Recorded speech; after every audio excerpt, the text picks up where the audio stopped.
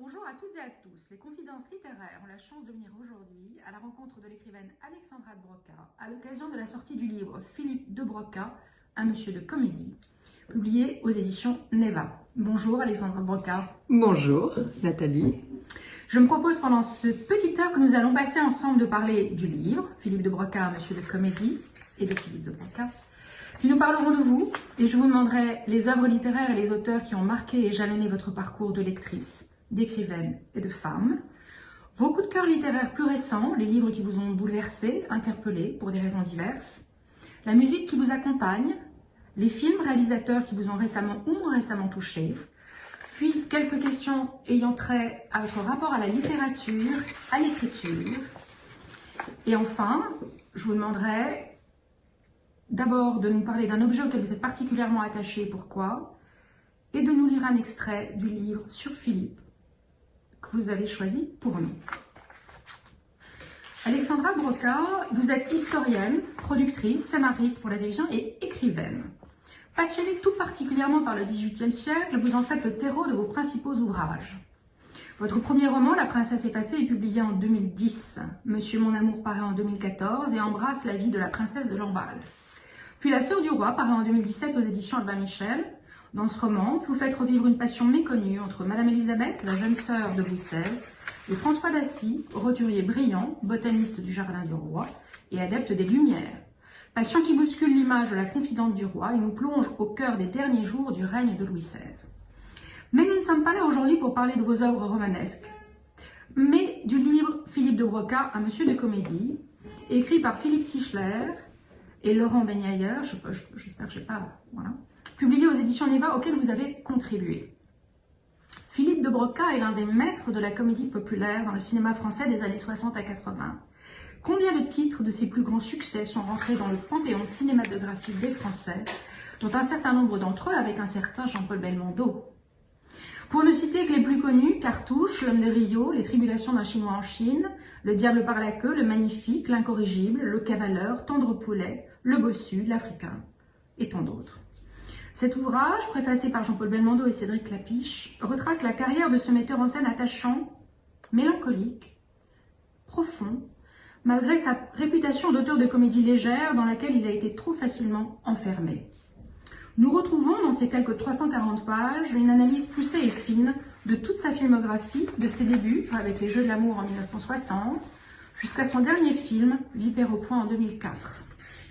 Ce livre relate également des faits marquants de sa biographie grâce aux témoignages des femmes de sa vie dont vous êtes, Alexandra Broca, mais aussi de sa famille, de ses amis proches, de ses co-auteurs, qui permet d'éclairer les différentes facettes de cette personnalité complexe. Alexandra, nous sommes donc là aujourd'hui pour parler de ce livre auquel vous avez participé. Je souhaiterais vous poser quelques questions à ce sujet. La première, pouvez-vous nous expliquer l'élément déclencheur de ce livre et nous parler un petit peu de ses auteurs? L'élément déclencheur, c'est une rencontre avec deux amateurs de cinéma qui avaient déjà écrit un livre sur Jean-Pierre Mocky et qui ont souhaité écrire un livre sur Philippe et qui, à ce moment-là, disons que ça a croisé une réflexion que j'avais depuis un petit moment, qui était d'essayer d'accompagner tout le travail qu'on faisait de carrément réhabilitation de l'œuvre de Philippe, avec l'hommage à la Cinémathèque, d'un ouvrage. J'avais deux envies, deux souhaits. C'était un ouvrage et puis un documentaire. Et donc ces deux auteurs sont arrivés à point nommé. Et donc à ce moment-là, nous avons collaboré, ouvert les archives familiales, réfléchi, et pour faire un travail d'équipe, ce qui me va très bien parce que Philippe, de par sa nature de cinéaste, ne travaillait qu'en équipe.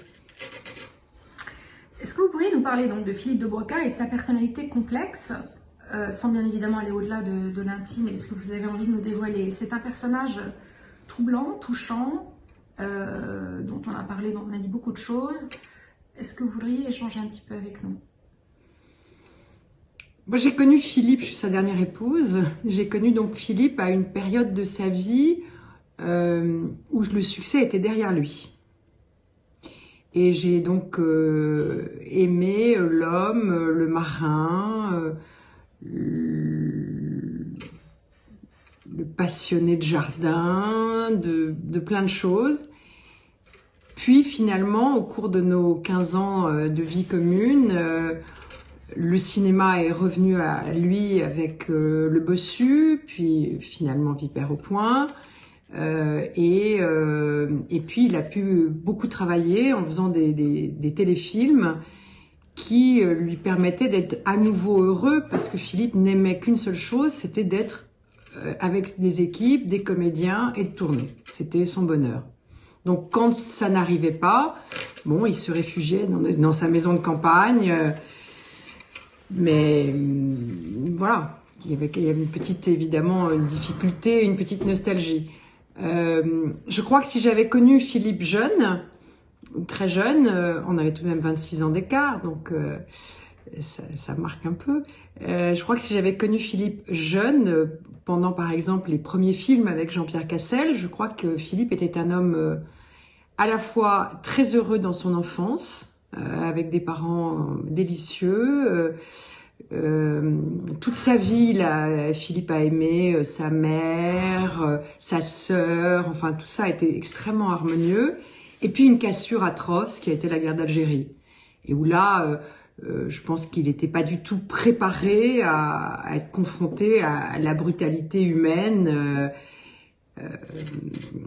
Et disons que Philippe est resté un être un petit peu double, c'est-à-dire capable de profiter d'un rayon de soleil, d'une bonne bouteille de vin avec des copains, de la vie de chaque instant, et puis avec des terribles moments de mélancolie, d'angoisse, pas forcément pour lui, mais de quel monde on laisse.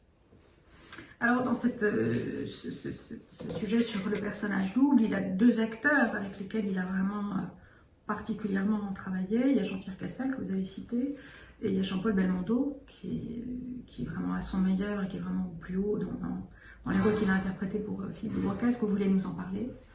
En particulier de l'un ou de l'autre Oh, c'est vraiment deux acteurs immenses amis qui ont partagé avec Philippe l'éclosion de ce cinéma des années 60-70 et où il y avait une évidence et une complexité absolument rare. Philippe, en vieillissant, s'est rapproché d'un Philippe Noiret, d'un Jean Rochefort, des gens peut-être moins, pas moins physiques, mais moins souples, moins agiles, moins optimistes, mais qui comme Philippe, ce que je veux dire par là, c'est que tous les gens qui ont entouré Philippe et qui étaient, entre guillemets, ses intimes, étaient des gens qui, comme lui, réfléchissaient, détestaient parler d'eux. Je pense beaucoup à Noiret, avec ça. Une espèce de grande pudeur. On n'évoque pas les soucis intimes, mais on vient déjeuner et on va parler de, je dis n'importe quoi, de Diderot ou Mozart, et on va se sentir mieux en sortant. Et ça, c'est quelque chose, je pense que quand Philippe est avec Jean-Pierre Cassel et qu'il est jeune, quand il est avec Belmondo à Hong Kong et qui rit de leur talent à tous les deux, en évoluant, je suis pas étonnée que ça soit Noiret qui prenne le relais. Dans sa filmographie, qui est absolument vertigineuse, je me suis replongée dedans, et bien évidemment dans cette interview, je les ai presque tous revus, tous ceux qu'on peut revoir. Y a-t-il un film ou deux qui vous sont particulièrement chers ou précieux, ou que vous aimez vous particulièrement pour des raisons qui nous échapperaient? Alors, quelque temps avant sa mort, on a un peu des journées de dupes, parce que je pense que Philippe était bien conscient que cette maladie était très grave, même si il faisait comme si tout allait très bien. Et nous étions déjà d'accord sur le fait qu'il allait me donner le droit moral et que j'allais aider à faire vivre ou revivre ou protéger ou développer son œuvre. Et il a un jour pris une feuille de papier et il a crayonné tous les noms de ses films, depuis le premier jusqu'au dernier. Il a mis donc la date, il a mis des événements privés à côté, par exemple l'achat d'une maison, le mariage avec une femme, la naissance d'un enfant, mais il a mis des croix. Et les croix correspondent à ce que lui pense de ses films. Alors depuis 16 ans que j'essaye de faire revivre tout ça, ou vivre, c'est ma base. C'est ma base. Puis alors, par exemple, Philippe n'a pas aimé Psy, qui est un film avec Patrick Devers, et je ne me suis pas employée à ce que ce film revive plus qu'un autre. Il se trouve que dans ses croix, je le rejoins. Pas surtout. Je le trouve parfois assez sévère et parfois un peu indulgent. Mais il y a 2 films. Alors le premier, c'est Le Roi de cœur, qui est un film qu'il a écrit, réalisé et produit, et qui est le résumé de tout ce qu'il pense de la vie. Donc, en 2 mots, pendant la Première Guerre mondiale, un village est évacué, on oublie un asile de fous, et les fous prennent la place des autres dans le village. En expliquant, enfin, c'est évidemment pour montrer que ceux qu'on pense être les fous, c'est ceux qui se battent pendant cette guerre horrible de la Première Guerre mondiale, et que les non-fous sont évidemment ceux qui ont été enfermés. C'est un film très poétique, un peu plus lent que les autres films de Philippe, musical, d'ailleurs il y en a une comédie musicale, et c'est vrai que ça me touche beaucoup, je le trouve très très intemporel, et je comprends très bien que Philippe, ne pouvant pas faire un film sur la guerre d'Algérie, l'a transposé à sa manière, avec un petit message philosophique. Et le deuxième, c'est évidemment Le Cavaleur, avec Jean Rochefort et Nicole Garcia, parce que là, c'est quasiment une autobiographie de Philippe. Très très joli film. Ça, donc moi, ça m'émeut plus que profondément, parce que... C'est le dernier d'ailleurs que j'ai revu très récemment, je l'ai vu plusieurs fois, et c'est très bouleversant, très touchant. C'est vrai que Philippe m'a...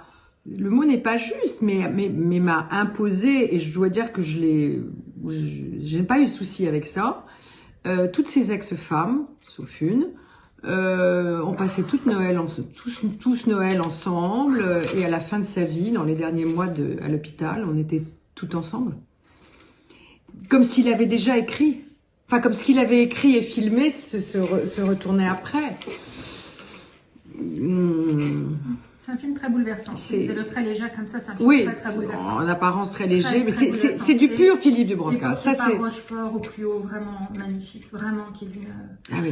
Alors, en particulier dans ce film-là, je voulais juste finir cette première partie de notre entretien sur le rapport de Philippe Dubrocas à la musique, et en particulier sur ce film-là, le piano, en particulier, on en a parlé déjà, est omniprésent. Quel est le rapport de Philippe Dubrocas à la musique ? Je vais répondre rapidement. Philippe travaillait les scénarios, soit qu'ils avaient d'abord été un peu écrits, puis que Philippe mettait sa patte dessus, puis après c'était ou Boulanger ou Audiard qui finalisaient les dialogues. Mais dans ces périodes-là de travail, Philippe ne savait pas travailler sans mettre la messe en si mineur de Bach. Une espèce de petite musique comme ça qu'il a toujours accompagnée. Il détestait la musique contemporaine. C'était pour lui la musique populaire, les chanteurs, tout ça, c'est des choses que j'ai essayé de lui montrer, mais sans véritable succès. Donc il y avait toujours une musique, plutôt une musique Mozart, Bach, Chopin, Beethoven, mais pas Shostakovich. Un dernier mot.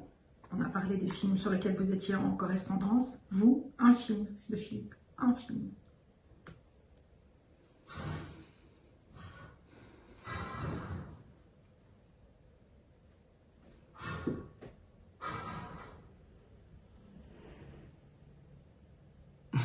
Je sais pas. Le cavaleur. Le cavaleur. Merci beaucoup.